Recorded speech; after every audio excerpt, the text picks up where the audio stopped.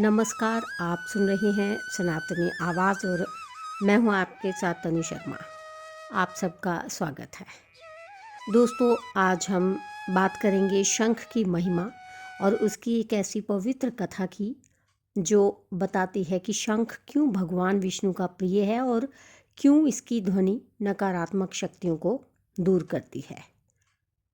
शंख हिंदू धर्म में अत्यंत पवित्र व शुभ माना जाता है। इसकी महिमा धर्म ग्रंथों, पुराणों और पूजा विधियों में विशेष रूप से वर्णित मिलती है।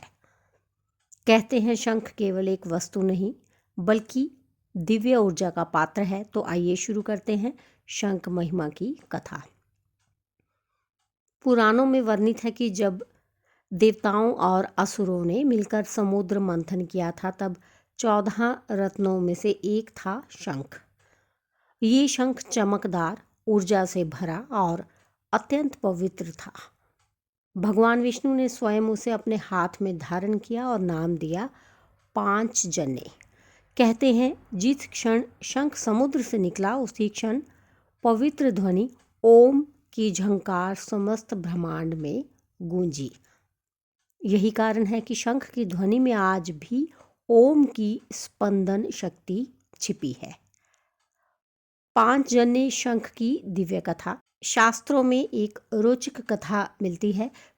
कभी एक दैत्य था पांचजन। उसने एक ब्राह्मण के पुत्र का वध किया और उसका शरीर एक विशाल शंख में छिपा दिया। जब भगवान श्री कृष्ण गुरुकुल में पढ़ते थे तब उनके गुरु संदीपनी ऋषि के पुत्र का अपहरण हो गया। कृष्ण जी ने असुर पांचजन के पास जाकर युद्ध किया और उसे मारकर उसके शंख के भीतर गुरुपुत्र को खोजा। यही वही शंख बाद में कृष्ण जी के हाथ में आया जिसे उन्होंने पांचजन्य कहा। महाभारत युद्ध में जब कृष्ण ने इस शंख को बजाया तो पूरी पृथ्वी पर दिव्य कंपन फैल गया। धर्म की रक्षा का संदेश उसी क्षण ब्रह्मांड में गूंज उठा। शंख की आवाज़ क्यों है इतनी शक्तिशाली? शास्त्र कहते हैं कि शंख की ध्वनि में 3 शक्तियां निहित हैं। नकारात्मक ऊर्जाओं का नाश। शंख की कंपन शक्ति घर की अशुभ तरंगों को दूर कर देती है। दैविक ऊर्जा का आह्वान। इसकी आवाज़ देवताओं तक पहुंचती है और वातावरण को पवित्र बना देती है। शरीर की ऊर्जा को सक्रिय करना। इसके कंपन से फेफड़े, मन और प्राण बल मजबूत होते हैं। यही कारण है कि पूजा, आरती और यज्ञ में शंख अवश्य बजाया जाता है। शंख की महिमा का चमत्कारिक प्रभाव।